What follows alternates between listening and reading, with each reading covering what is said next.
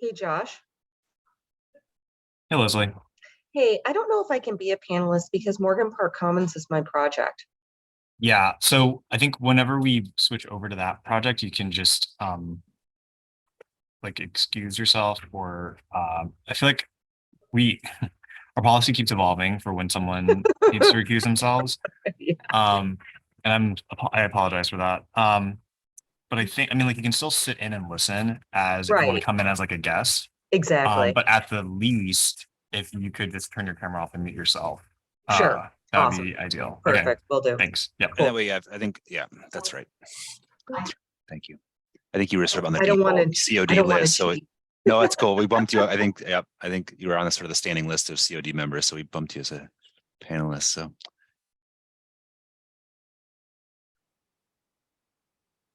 we are still streaming live, and I'm going to start the recording in just a few seconds. sounds great. We just wrapped up the executive session, so it'll probably need a couple minutes to get everyone over here, just so you know.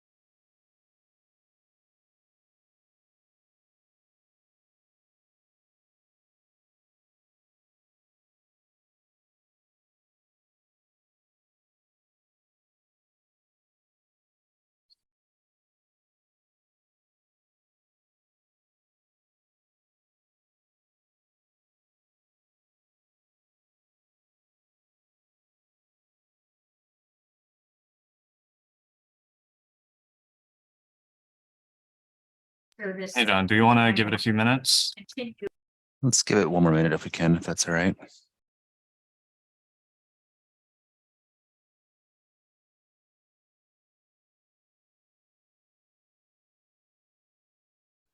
Erica, are you presenting Morgan, sorry, Major Taylor Trail? I was not planning on it. Let me go find. I believe Michael is supposed to do that. Okay. If you are a panelist or an applicant that's supposed to talk, please raise your hand and our tech folks will promote you to the panelist. Thank you.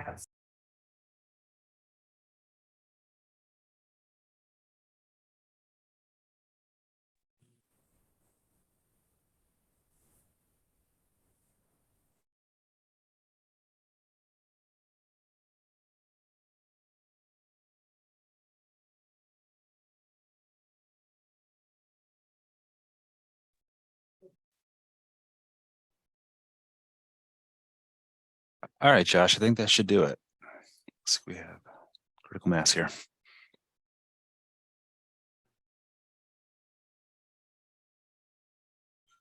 All right.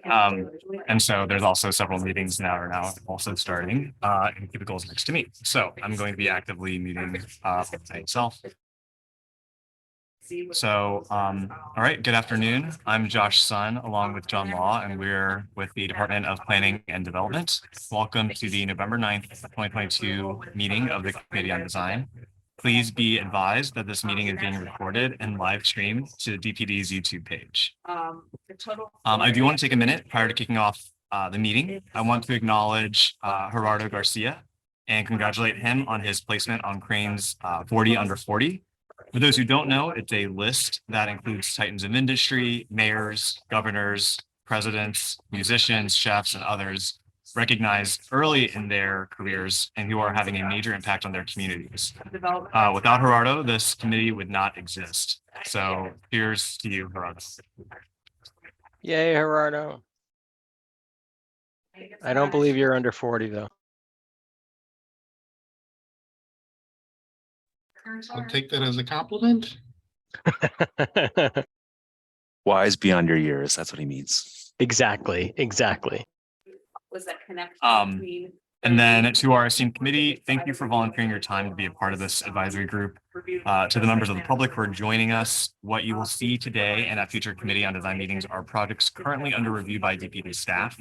The committee is a voluntary advisory body of design professionals that provide their expertise on design issues. The committee is not a substitute for Plan Commission, as it is not a forum for public debate, nor is the advice of the committee legally binding.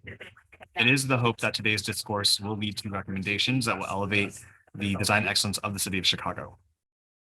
These recommendations will be forwarded to DPD staff for consideration as they review the projects for Plan Commission and subsequent approvals. I will now continue on to roll call. Right now. Please state present or here if you are in attendance. Sarah Beardsley, Present. Reed Kroloff, Present. Brian Lee, Present. Juan Moreno. I believe he is here, but okay. John Ronan and Thompson, But we've really kind of left it at. Leslie Roth, Here. Hana Ishikawa, Yeah. Ronald Mitchell, and then Wakoda Reyes. Present. Thank you. Before we get to the agenda, to members of the public, you're welcome to begin submitting comments and questions through the Q&A box. Committee members are invited to review this information during and after each presentation and incorporate the comments into the discussion. We will not be reviewing questions or comments from the public individually, but we'll be recording them for use when reviewing the project.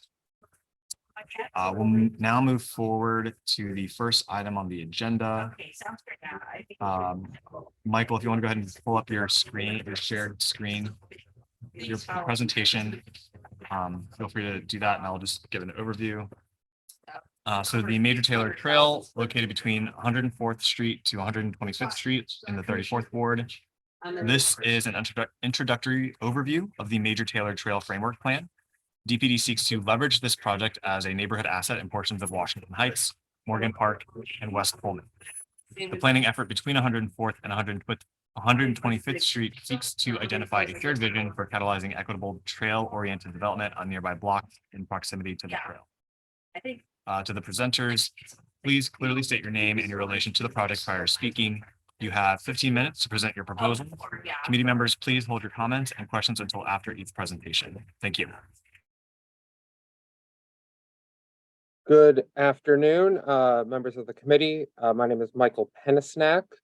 I am a planner for the Far South planning area, and I'm here to present a introduction to the Major Taylor Framework Plan, as Josh stated in his introduction.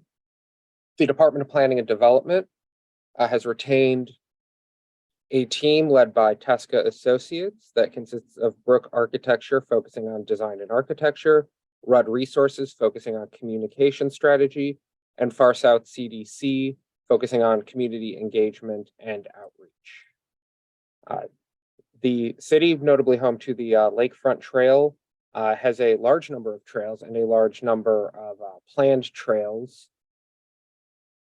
So the Major Taylor Trail, named for civil rights advocate and professional cyclist Marshall Taylor, was Chicago's first Rails to Trails project. It was established largely from the former Conrail right-of-way. It runs for 6 miles from Dan Ryan Woods to Whistler Woods in the village of Riverdale, with the exception of a portion between 95th Street and 105th Street, where the trail uses several side streets. The trail is owned by the city and is managed with an agreement by the Park District. So this trail actually ties into a much larger regional network of trails. One theoretically can cycle from Morgan Park to Joliet using this network of trails. So the trail really has the ability to become a regional destination asset. So the study area is not the entirety of the trail, but a portion going from 105th Street to 125th Street. In the study area, DPD seeks to leverage the Major Taylor Trail as a neighborhood asset in portions of Washington Heights, Morgan Park, and West Pullman. The planning effort seeks to identify a shared vision for catalyzing equitable trail-oriented development in the nearby blocks in proximity to the trail. As part of this, we've had 2 community meetings and have come up with this draft framework. This is not final. This is not meant to, impose anything prior to more community meetings, but is really for illustrative purposes. And you will, as the committee, get a further elaboration on our completed project in early 2023. These opportunity sites range in terms of catalysts from major catalysts with potential new construction like site number 3 to simply the beautification of an existing housing cooperative seen in site number 1. This is a very north-south trail, and certain challenges become apparent when looking at these prospective opportunity sites. For example, crossing 119th or crossing the Metro Electric. And so I was asked to put some photos of the trail into this presentation, and I wanted to take that opportunity to note that public art is already very much a part of the trail. The mural at the top left of your screen was done by Bernard Williams, a Chicago artist, and this is on the bridge that goes over the Calumet River. And the designs that you will end up seeing are going to be shaped by the market study. This is one of the highest home ownership areas in the city of Chicago, with 68% of units being owner occupied versus a 45% rate within the city at large. There has actually been an increase in households, a little counterintuitively to the population decrease in this area seen during the same period.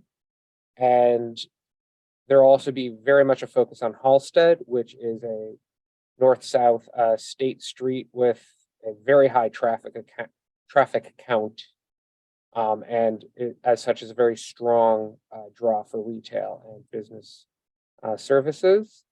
I would be remiss if I did not mention we are having a community meeting about this on the 19th at Sheldon Heights Church of Christ. And there is also a website that our consultant set up with, among other features, a story map and a way to get in touch with the consulting team. So I would like to thank the committee for their time today. I think this is a great lead-in for Morgan Park Commons, which was not an opportunity site on our map because Far South CDC and their team have already begun creating the opportunity there. The full plan is something that will be presented to this committee first quarter 2023. So that concludes my initial presentation. I'm more than happy to take any questions, comments from committee members. Thanks, Michael. So committee members, I would say please take a moment to review any comments received from the public in the Q&A box, but it doesn't look like we have any, and incorporate them however you see fit. However, the floor is now yours for comments and questions. So please raise your Zoom hand, and it looks like Katanya Rabi, you have a question?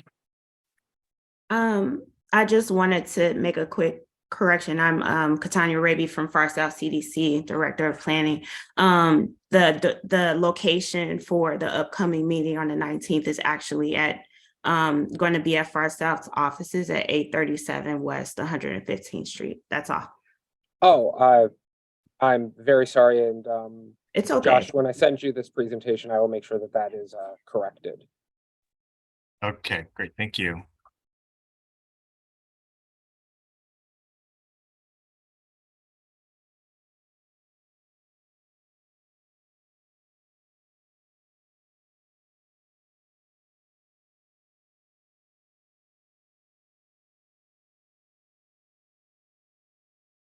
So let me see. Are there any questions or comments from the COD?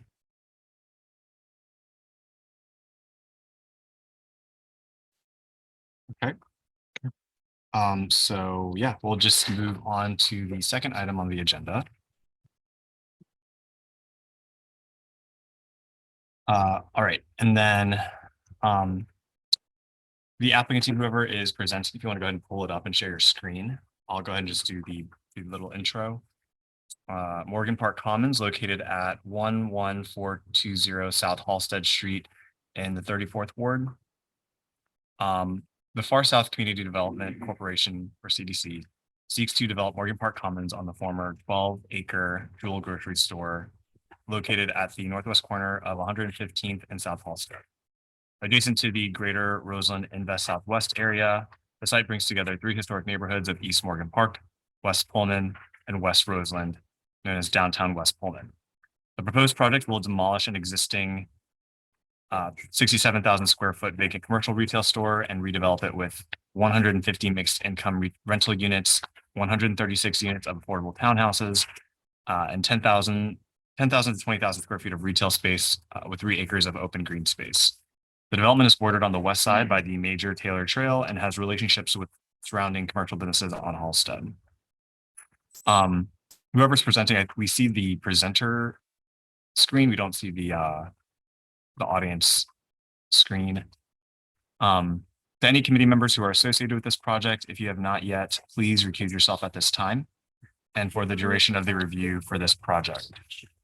To the applicant team, please clearly state your name and your relation to the project prior to speaking. You have 20 minutes to present your proposal. Committee members, please hold your comments and questions until after each presentation. Thank you. I believe this is fine. Are you able to make it full screen? No, I think because I have it connected to 2 screens, it's not letting me do it. So it's like sharing. Abraham, if you want to open up again, I can show you how to switch that if you'd like. Go ahead and start the presentation mode. So if you go to the top of your screen where it says display settings, there's a button that says swap presenter view and slideshow. There we go. All right, thank you. Okay, great, thank you. Yeah, go ahead and begin. So I want to thank you, everyone. For the record, my name is Abraham Lacey. I'm the president of the Far South Community Development Corporation, located in the West Pullman neighborhood. We're very excited about this project that's based in the 34th Ward with the current alderman is Carrie Austin. Our project team in-house is Katanya Raby, she's our director of planning, as well as Will Bowman, who's also on the call, who's our project program coordinator. We're very fortunate to have a great group of designers such as the Lamar Johnson Collaborative. As mentioned earlier, Leslie Roth is our lead architect, and our attorneys is Goldstein and McClintock. They've been working with us over the years. That's going to be assisting us in a lot of the sort of legal work that needs to get done, including the amended PD that's going to be needed for this site.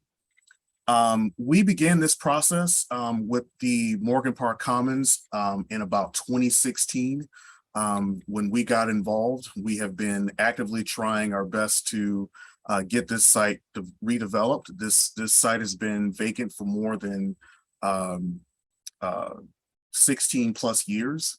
After Jules had left this location and moved down the street to a bigger facility at 119th and Marshfield, where they built a huge 130,000 square foot grocery store, which left this site vacant. This used to also be conjoined with a local area called Halsted Mall, and that's currently been demolished. So now there sits a 12-acre vacant site that connects, as mentioned earlier, 3 distinct neighborhoods at that very intersection. And so we have been trying over the past few years through various iterations to redevelop this site. So after all the reiterations that we've done and town halls we've done with the aldermen and with the community members and endless meetings, we finally came upon an agreeable solution for this intersection, really addressing the very needs of this neighborhood. Number one, as mentioned earlier, this is a 12-acre site right at the northwest corner of 115th and Halsted. Currently, there's a small scale 67,000 square foot vacant grocery store. The building is dilapidated. It needs to be torn down. There's no salvaging this building. We are looking to replace for the entire site about 286 units of affordable housing and market rate rental housing. That demises about 150 rentals and 136 townhomes. There's about a little less than 20,000 square feet of retail and a proposed optional community center. The other is what ties in perfectly, as Michael has mentioned earlier, is that we're developing a 3-acre outdoor public space that connects to the Major Taylor Trail, which was very key and important to making sure that we create outdoor space. So we do have phase one. Phase one of this, we're going to prepare the entire 12-acre site, doing all the groundwork, doing all of the utility work needed for the site, putting in the detentions and stormwater management systems for the entire site. We're also looking to build 2 buildings that borders along the Halsted corridor as phase one. These 2 buildings are comprised of 40 units each, which would make it a total of 80 units with 10,000 square feet of ground floor retail. There will be 2 gateway plazas leading into the site, which you'll see in a later slide, one along South Halsted Street and the other around 115th Street.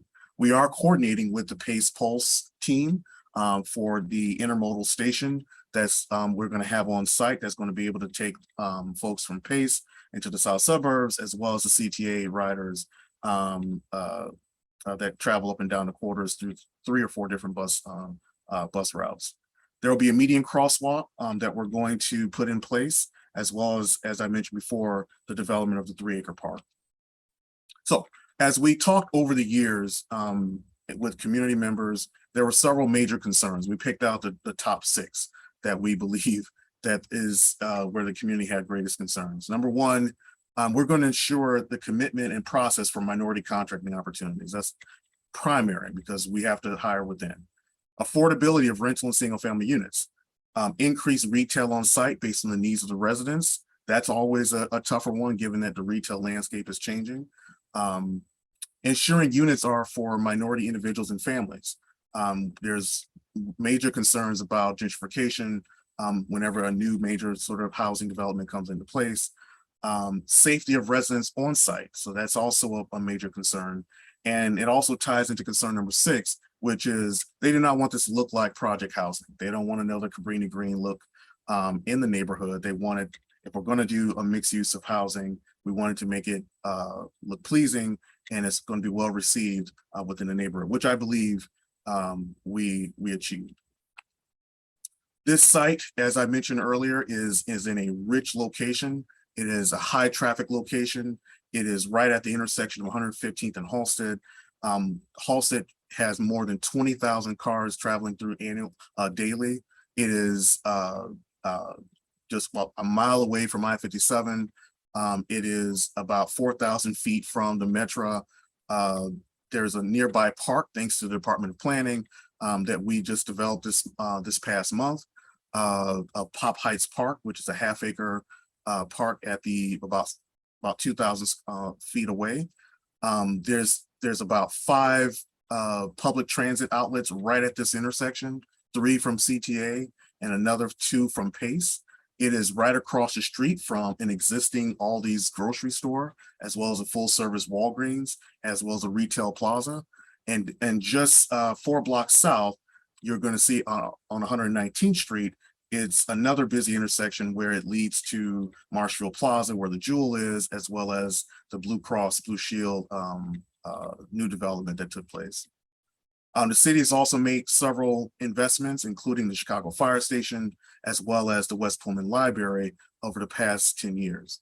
This is also rich in terms of its location near elementary schools, where you see Higgins Elementary School nearby, as well as Shoup, which is at the northwest corner, and Finger, which is right down the street. The other is that it's open to recreation because it is about 4 blocks southwest of the 34-acre Ray and Joan Kroc Center that is to your bottom left. The other sort of ideal thing about this site is that it is also to the east. It is near the proposed red line terminal at 115th in Michigan. It is also a few blocks away from the Rosen Medical District, which is also going to come in front of, which I believe already came in front of your committee and is going in front of the Plan Commission. So this is a high-end sort of an investment that is going to complement the already existing project investments and planning going on in the neighborhood. As stated before, this site it borders the Major Taylor Bike Trail, which is also another rich amenity for this location. It has been long sort of stagnant, and it's a lost opportunity for residents who live nearby, who is looking to capitalize on this corner, this northwest corner, due to having a bike trail and opportunities for even more growth to the north, which is about 6 acres of open land to the north of our site. So we think this is the right time for this project, given that its location and the nearby amenities. It's another picture of the site photo of what the current look is for this property. Again, it's an eyesore. It's been an eyesore for about 16 years. Across the street, there's some adjacent site context across the street. There is a retail plaza, as I mentioned before. If you look to the left, there's an Aldi's grocery store that we're also going to be working with to revamp the facade. Our offices is also over here. We actually just took over the Uber space, as well as what Katanya just mentioned, our community space for events. We just rented out another space for community events. Down the street, you have another recent investment of a 72 unit senior housing that is done by Sheldon Heights Church, which they're also on our board, as well as other pictures of the Major Taylor Trail, as well as South Halsted Street. So planning and design projects here, I mean, of course, we're going to adhere to the neighborhood design guideline, but there has been a recent quality of life plan in Rosen done by LISC and the Far South Chicago Coalition, which we're a part of. If you look through that plan, we're on several of their project meetings and committees, including the housing committee. But if you look to your right, this is a common sort of planning strategy that we picked up from DPD when they're doing their neighborhood meetings in the Far South. These are all of the plans that we're involved in.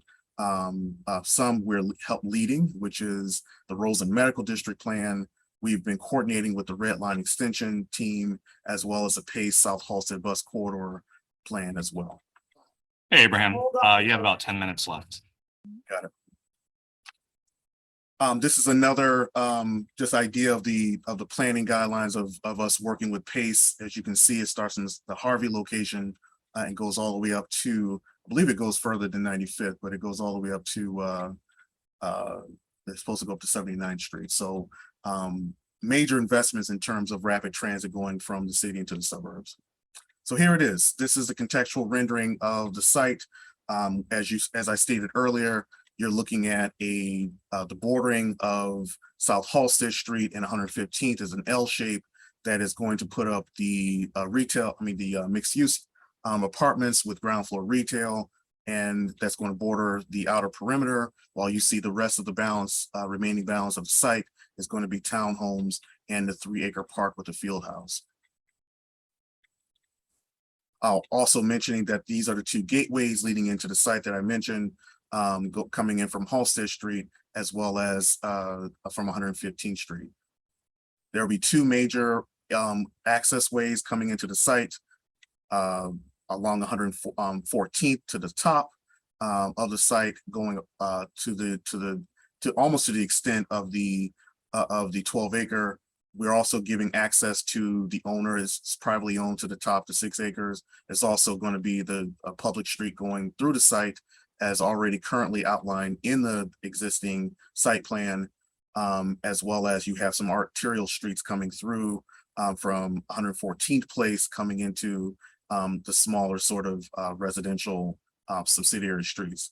Our phase 1 is, as mentioned, the 2 buildings that borders along South Halsted Street, and then we'll move to phase 2 and then fill out the rest of the balance of the site, in the later years. This is our public streets, as I mentioned, as the flow coming through. So you have 2 means, almost 3 means of getting through the site, as well as other subsidiary means to get people in and around the retail, which people will park behind the retail buildings or the mixed use buildings, as well as for service entry, for garbage and for delivery. Is also going to be able to come and utilize these back streets and come out. We did close off 115th in terms of access because there is a bus stop here, and also there was concerns of sort of how people get in and out, and is there a safer way to get people. This is an area that could be a major concern in terms of traffic or congestion or accidents because you're coming right off of a hard corner. So we pushed everything to the middle of the street. Of the site. There is a sufficient number of stormwater management on site, as you see in the number ones in terms of stormwater detention, as well as underground detention as well throughout the site itself. There's a number of green roofs on top, primarily on top of the mixed-use buildings. There's also going to be pervious parking, as well as bioretention areas and rain gardens. Specifically that borders along where the parking and the median areas of the roadway. Thank you, Abraham. This is Anishka Gocheva. I'm a landscape architect and urban planner with Lamar Johnson Collaborative, and I can talk a little bit more about this slide. So our integrated stormwater strategy, we're combining both engineered and softscape solutions. The site plan shows where we're thinking about, as Abraham was saying, underground detention areas, green roofs, pervious parking, and then incorporating bioretention into the parks and adding rain gardens into the medians, and then possibly using that large open grass space that you see as number one for an overflow area that would be used only during 100-year storm events. So all of these strategies have been designed for each phase so that the development can be built out and each phase can take care of its own stormwater. And then if you can move on to the next slide. There are 4 different types of green space and open space, starting with, as Abraham mentioned, the gateway plazas. These are meant to be flexible open spaces that welcome you into the development. They come and accommodate spill out from the retail on the ground floor, as well as allow for various community events like farmers markets, live music, and food trucks. And then the next are the internal parks, which are associated with phase 3 and 4, and these provide green space for residents, including things like tot lots, and we're really considering how we're catering to all the different residents of those phases. And then the third is the large open park. We heard that presentation about the Major Taylor Trail. This park, we're hoping to really tie into that trail, and it can be used for recreation, but also for large community events. It could host concerts, movie nights, maybe like a 5K that starts for the trail. And then our last type of green space are the green streets and boulevard. We're really optimized on the amount of green space in the public right of way, creating boulevards with planted medians and rain gardens, and then creating a pleasant pedestrian experience and maximizing on the amount of number of trees and native plantings. I think the rendering on the next slide shows the major trail connection looking onto that green space. It expresses the type of native plantings and lush vegetation we'd like to bring to the site, attracting pollinators, and then also thinking about ecosystem services. These green spaces can provide like rainwater infiltration, mitigation of the urban heat island effect. This rendering also highlights in the foreground the connection to the Major Trail Park, and also showcases a network of internal trails in the development. And then lastly, in the background, you can see a potential community building or a field house and a pavilion.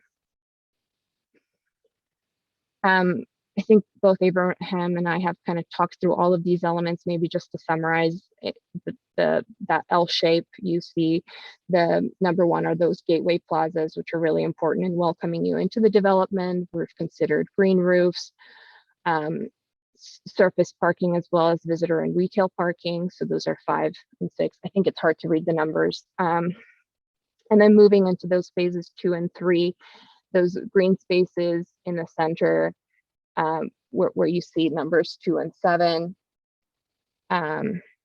And then phase 5, which is that large park. And I think I've already kind of talked about the large open space in the center and the swaths of native planting and rain gardens. And then in the dashed lines are potential community center and the parking that would be associated with that, which is 16 and 17. We've also done some initial studies on the architecture for phase 1 of the building. So far, we've just looked at some general massing and unit mixes. So the phase 1 buildings would have roughly 14 units per floor, and that's a mix of studio and one bedroom and 2-bedroom apartments. And then the next slide shows the precedents for our projects. These are projects that we've done in the Midwest. They're of a similar scale and size.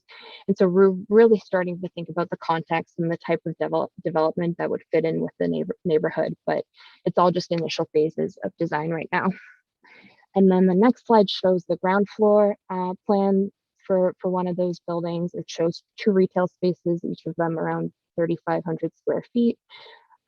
They're cut out the corners are cut out to provide outdoor public space. And then we have tuck-in or undercover parking in the back.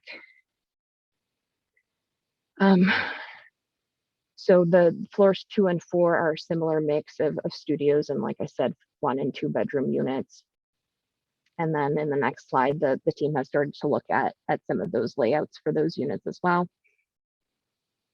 The next phase of this project will involve the exploration of the skin and facade of these buildings. So we would just have some preliminary elevation studies. And here you can see the retail on the east elevation and the carving out of the ground floor. And then from the back on the next slide, you can see the tuck-in paving, or sorry, tuck-in parking. And then this is a view of the corner of Halsted and 115th. It's a very important intersection. We've been in conversations with Pace about the location of the bus station, and we'll continue to develop that in tandem with them. We're also adding a designated bike lane along 115th. And then you can see we're creating a strong presence of that building at the intersection to anchor the development. We're considering the use of branding in the public realm in the crosswalks, and part of branding and placemaking for us will be the inclusion of public art on the buildings and in the public open space. And then the later renderings, these show some preliminary designs for the entry plazas. This is the entrance at 115th. You can see the connection that Abraham was talking about, the connection, the street connection down to the cutout, the curb cut on the south side of this. The plaza incorporates a variety of spaces, including a shade structure. It's a mix of hardscape and softscape. We wanted to create a celebrated entry into the development, and we've been thinking about the use of gateway signage. And then the use of paving materials and flush curbs is meant to create a plaza that focuses on the pedestrian experience and reclaims the space back from the car. And then we have 2, I think, more renderings. So this is the rendering of the plaza on Halsted Street. I think we have 2 different options for this one. Both incorporate a still out space for the commercial spaces on the ground floor, outdoor seating, shade elements, unique gateway signage, and paving patterns. The first one was using strong language of bands to tie the plaza together, and this one is a little bit more fluid and organic and provides very similar spaces and uses. I think that's it from us. Great, thank you. So committee members, please take a moment to review any comments in the Q&A from the public. There are none. So the floor is now yours for comments and questions to the applicant. Please raise your Zoom hand and we'll call on you. Thank you.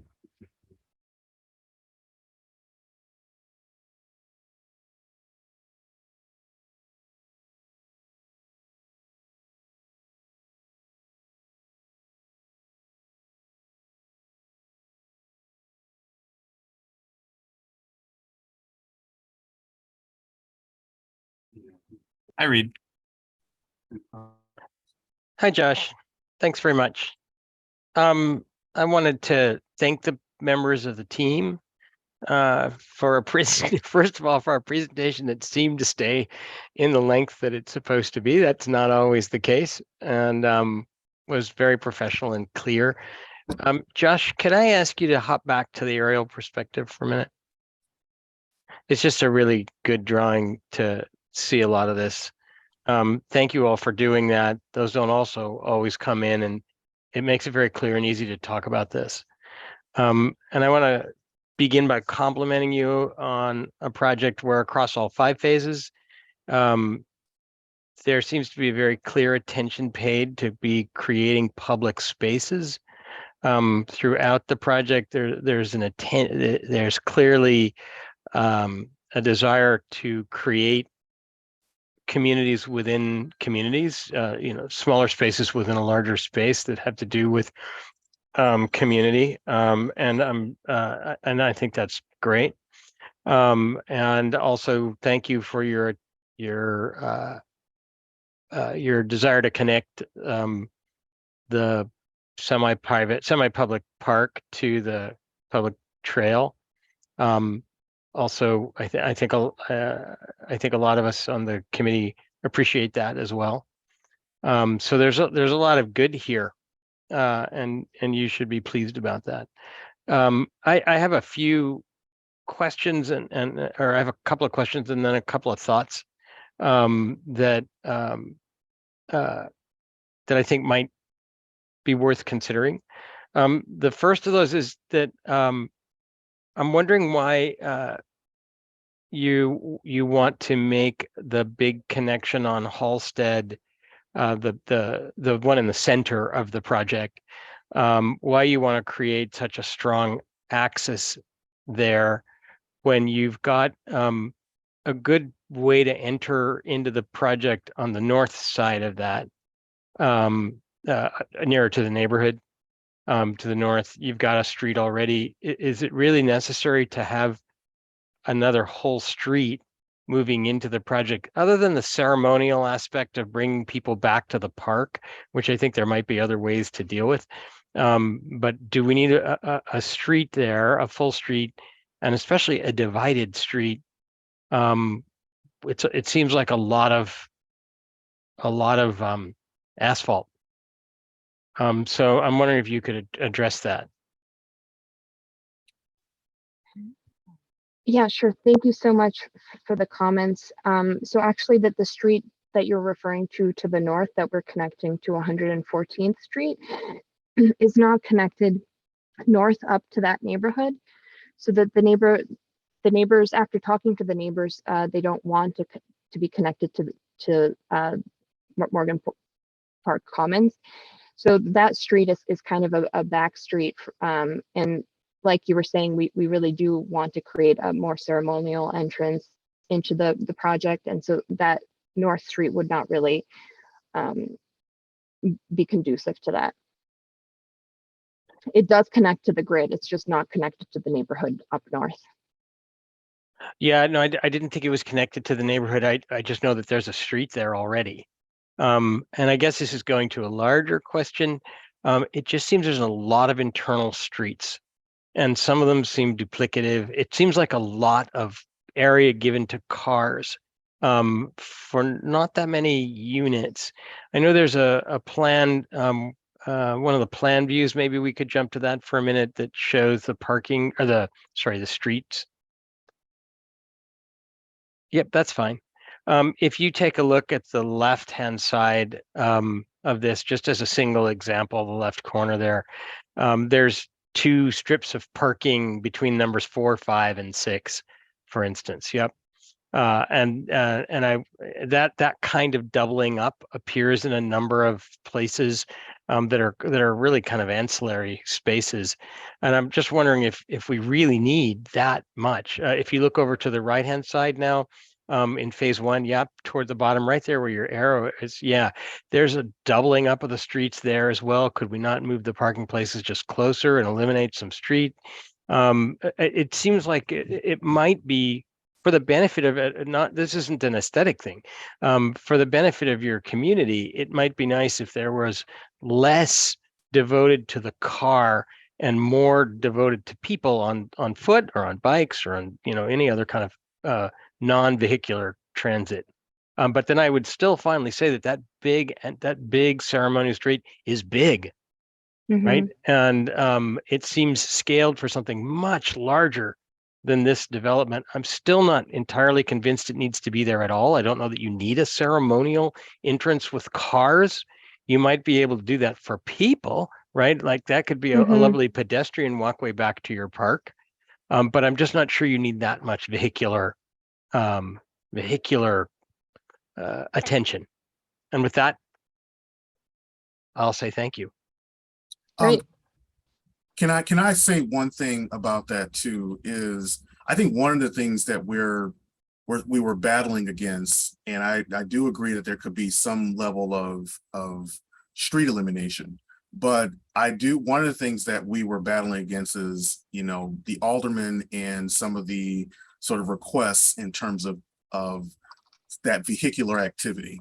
One of the things that they were concerned with was our original sort of iteration had less parking. It was supposed to be more pedestrian friendly. And then, you know, once we start introducing more of the townhome style, one of the things that they were concerned with is that there would not be enough parking. There would not be enough activity to get people in and out of this location. And so we try to come up, and thanks to Neshka and the Lamar Johnson team, they try to come up with a way to accommodate the increase in parking, which has been something that they really are trying to, where we're trying to appease the aldermen and their concerns, as well as how do we get people to and from in and out relatively quickly. And I do agree that the centerpiece coming through was also where you see along where the arrow is pointing along 114th Street. That is not only ceremonial, but it's also been something, as you can see, that's tying in from north to south. These are sort of the original sort of pathways of getting people in and out of this site. And so if there is a sort of situation where we have a major event, or if there is going to be increased level of retail, which has also been communicated, then we would like to have more exits or entries and exits coming out of the site. That is especially in terms of if there's development to the north and others. So I think there's a big ceremonial aspect to it, but we're also trying to accommodate if there's a larger sort of crowd that we have to move through. Great, thank you. Hannah, do you want to go next? Sure. Just kind of tagging on to what Reed had mentioned. I think, you know, everyone going to this development, most of them are going to take this entrance if you're going along Halsted to the north, because if you're going northbound on Halsted, you can't actually turn because there's a median at number 1. And I doubt there's going to be a kind of another crossing there. And so everyone is going northbound on Halsted, going to take that north, east, west street. If you're going southbound on Halsted, that's the first street you're going to hit too. And so everyone is going to take a right on that north street. And so I think the middle kind of connection really starts to get diminished if no one taking northbound on Halsted can get into it, and everyone going southbound is also going to take the closest street into the development. And so I think you just need to create either or a hierarchy where they're going to enter the development, and 2 on Halsted just does not make sense in terms of, you know, just a safe development and kind of clear delineation of streetways. And it's not to say the North Street couldn't be your primary entrance and a celebrated entrance into the development as well. And so I would really take a look at that corner that, you know, we keep talking about the corner at 115th and Halsted, but that north corner is just as important if you're headed southbound on Halsted. And so I think you need to take a look at that as another entry point into your development, a major one, if that street is going to remain. The Boulevard streets are, you know, as Reed had mentioned, problematic in that I think it makes your streets so wide that it doesn't feel like a connected community. It you know, the wider the streets are and as pretty as the medians are, you know, it really doesn't, you know, you kind of want in a neighborhood, a street where you can see the neighbors on the other side, and, you know, the kids feel somewhat safe to play on the street or ride their bikes on the street, right? And so I think you need to take a look at that. All of the dead end driveways is going to be very confusing to whoever drives in here. It's starting to feel a little bit like the Dearborn Commons development, in the city of Chicago where you drive in and everyone kind of takes a loop around and it's very hard to get in and out, and therefore no one really dares to enter that community unless you're there. And maybe that's the goal, but then all of these kind of number ones start not making sense. So I think there's a little bit of a confusion on what kind of development this is trying to be, whether it's trying to be inward focused and kind of closed off to the neighbors, or if it's open. If the north street that goes east and west is starting to turn into a primary street, then I think there needs to be something kind of at the end of that. And you're starting to show it, and it's a little bit confusing. There's kind of a white street that happens west of number 9. And I think you're starting to be a little bit confused. Well, what does that turn into? And so, we as a committee talked a little bit about, how can we achieve something at the end of that? Perhaps the park moves north and becomes more of a community asset. And I think there was a community member who mentioned, well, maybe the park moves south and hits 115th Street, and it's more open to the community and kind of the neighborhood, the greater neighborhood as well. And so I think in general, a hierarchy of open spaces needs to be a little bit more thought out, and really the width of these streets and how comfortable they are for neighborhoods. Otherwise, again, I do want to commend you for creating all of these open spaces, little parklets. I can see them getting activated and that they become interesting. And so thank you for that. Hannah, thank you so much for your comments. We'll definitely take that into consideration. And maybe just to clarify a little bit about the hierarchy of the streets, and for example, the street in white that you were talking about, that's left of number 9, that one's supposed to connect. That's a potential connection to the development. If there's a development north of here, they wanted us to maintain an easement and a connection up to that site. So that's what that's there for. And then some of those dead ends you were talking about, those are each one of these phases is a secure kind of community, and so those are kind of the internal circulation for those. But I really appreciate your comments, and we'll definitely take them seriously. Thank you. Thanks. I believe Juan, you're next. Great, thank you.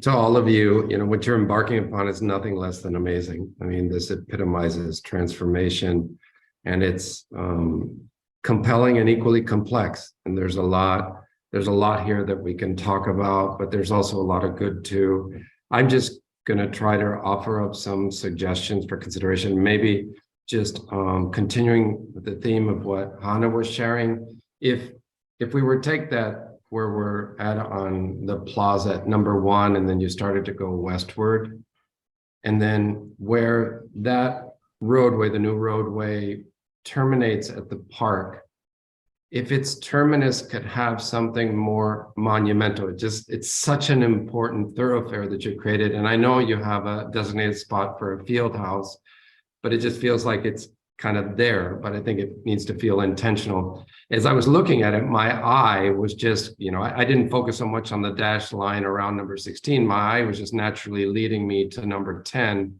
the big public plaza in your park, right? And even the pathway that you see at 14 as it works its way back to the street, that sidewalk just kind of lands in a no man's land, if you will. But it feels like all that could be better connected together in a purposeful way is all I'm suggesting. And then if you could go to the elevation of the building of Halsted, which would be your east elevation, if you don't mind.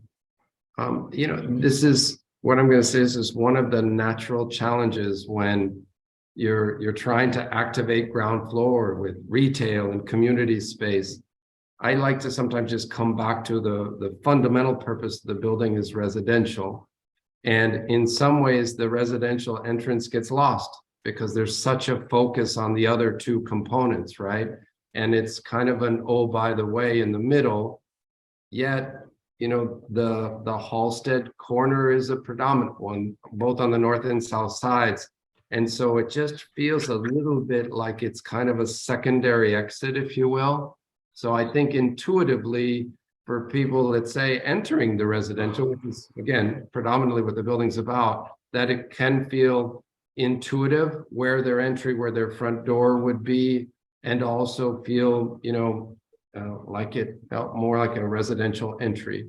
And then on the opposite side, the west side, the conversation about the Tuck-in Park. Well, I know the focus is Halsted. I get it. But this makes it feel like it's the back of the building, and actually it is the gesture to the rest of the development. And so like the care on this facade is needed as much as on the Halsted, because really it is what is embracing the inner workings of this incredible development you guys are creating. So just to be more succinct, don't let it feel like the back facade, because it's not your intent. Thank you so much for those comments, and I'm really glad to be getting them before we start to develop all these further. So thank you. Brian, I believe you're next. Okay, so I kind of echo Juan's comments that this is a great opportunity, and I think it's wonderful that development's going to be happening on this site. I think the master plan, to me, was pretty thoughtful for the intake meeting. There's a variety of housing, and certainly a good amount of open space.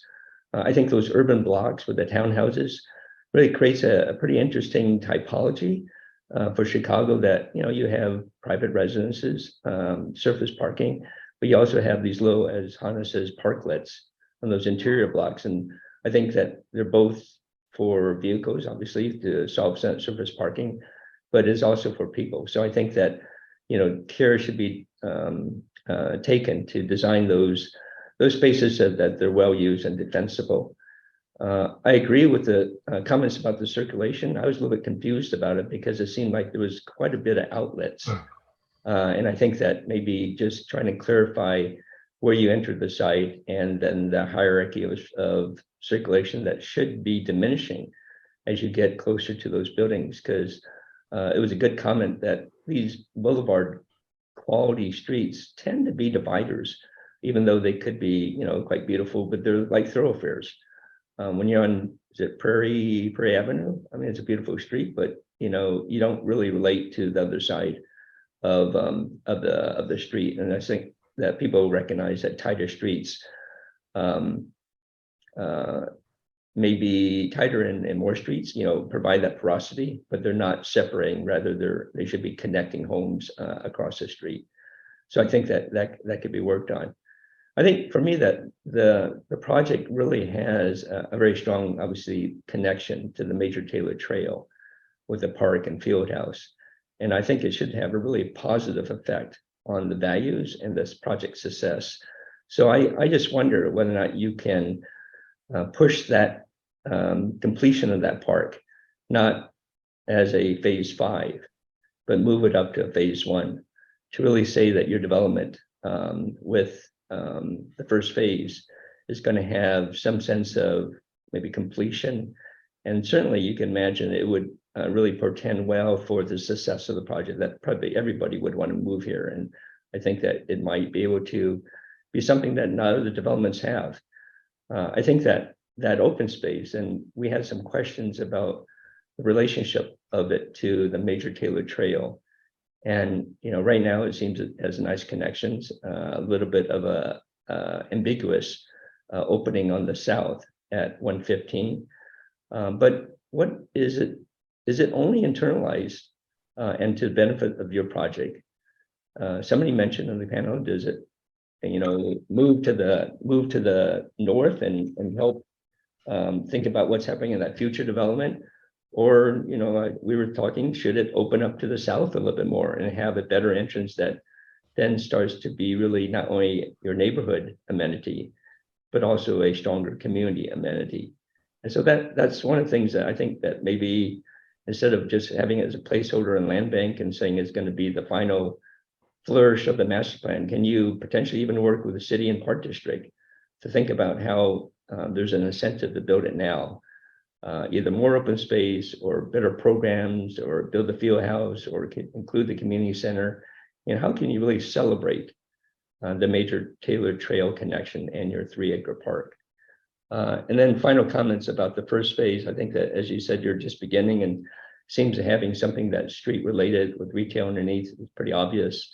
That open space between the two buildings on Halsted seems to be very wide, especially with that road there. And I think that it needs some scale giving devices to make it feel a little bit more as a place that you're entering into, rather than just a leftover space and maybe too much like the kind of blown out vacant lots around it. It just seems that it could go further. And then one last maybe quibble on your typical floor plans, which I know that it's just getting started, but I just noticed your common space was noted at the end of a quarter, and just a little bit of my experience of having everybody travel down all the way back down the end of the quarter, passing other people's units. Maybe that common space moves closer to the elevators and where the central location of the circulation is. So it really becomes part of that experience of, as you come up, through the elevators, through the lobby, through the elevators, you're into a space that's part of your floor mates, and it's a place where people can gather and be part of a neighborly kind of quality or character. So that's a nice project, and keep going. Thank you. Thank you, Brian. I believe, Don, you're next. Yeah, can you put on that aerial perspective again? Yeah, I guess, first of all, I'd like to applaud the initiative to add affordable housing here. It's much needed, and I admire anyone who embarks on that journey. I have two questions about this project that maybe I missed it, but I didn't hear addressed. And one is, the project represents an abrupt departure from the existing fabric of that neighborhood. And I'm wondering why the existing street pattern was not continued through this parcel. I think we need to hear why. I'm not saying there couldn't be a good reason, but I just didn't hear it. And so why the abrupt departure from the existing fabric?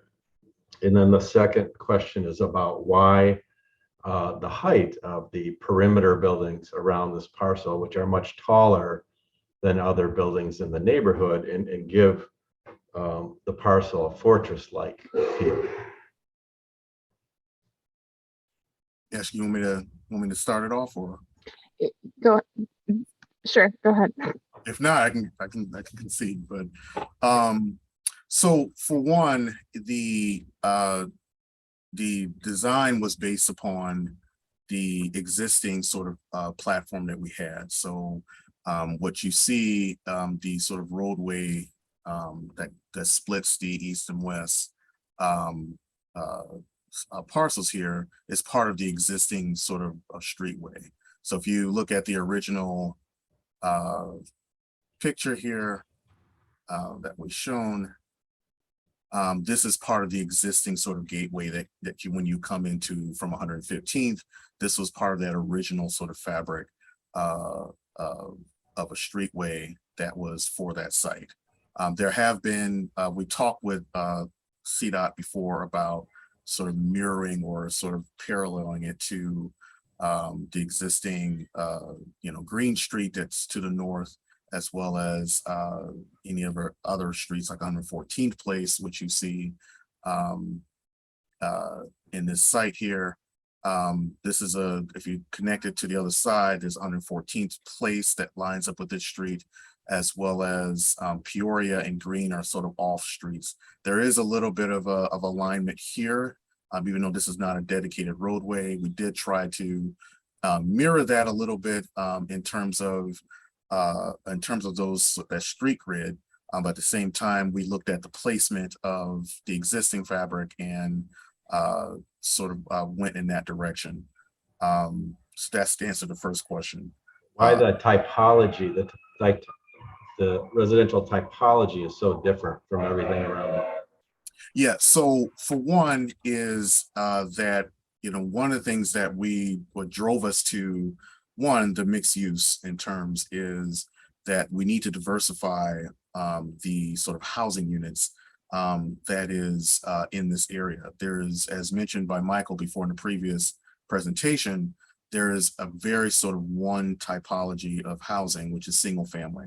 And you don't have very many sort of multi-use or rental developments in this location, which also means that if you can't afford to rent a home or purchase one, then you're not going to have the ability to locate in this neighborhood. So there needs to be a landing spot in terms of the type of diversification in housing.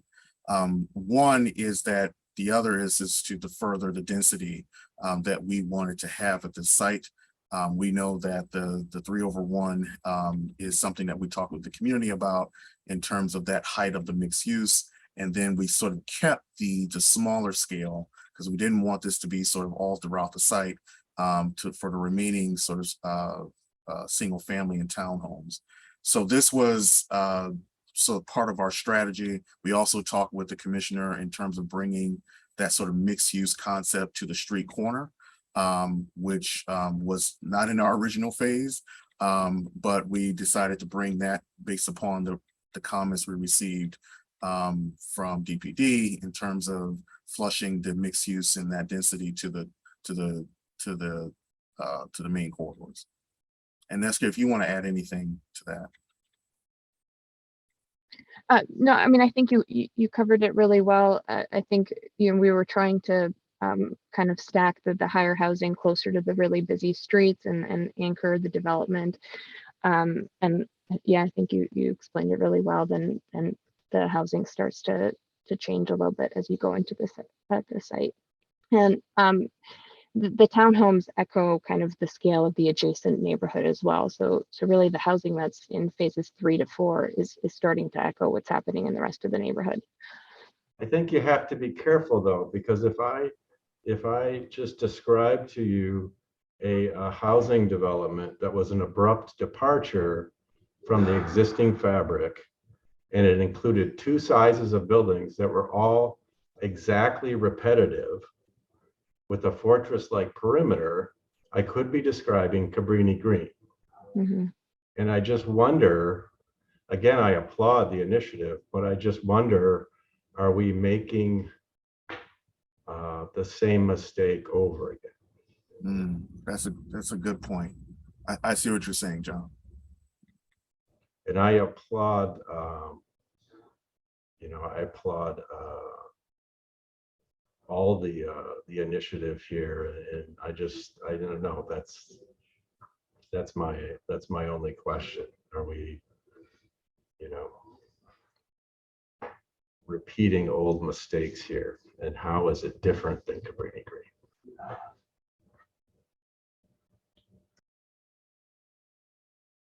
Well, like I say, we'll take that back into consideration. I think that, the way we're designing it is, and how we're laying out the space is,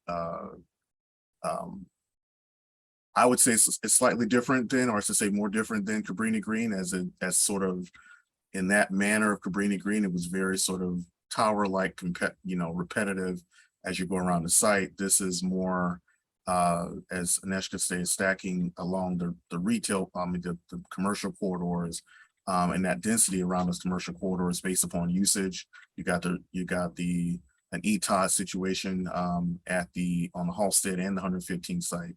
So, but I do understand your point about in terms of, as well as design, to avoid any sort of appearance of a Cabrini feel. Yeah, Cabrini had townhouses as well. Just like to point that out. Right.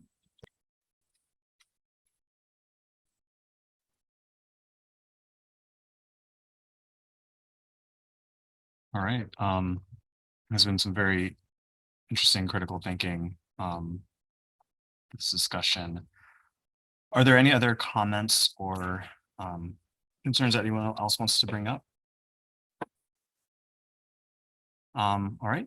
So before we adjourn, on behalf of DPD, thank you again all for your critical thinking and thoughtful comments on these projects. The meeting will now come to a close. Thank you for attending and sharing your thoughts. We hope you'll come back soon. Thank you. Thank you very much. Thank you. Thanks, team.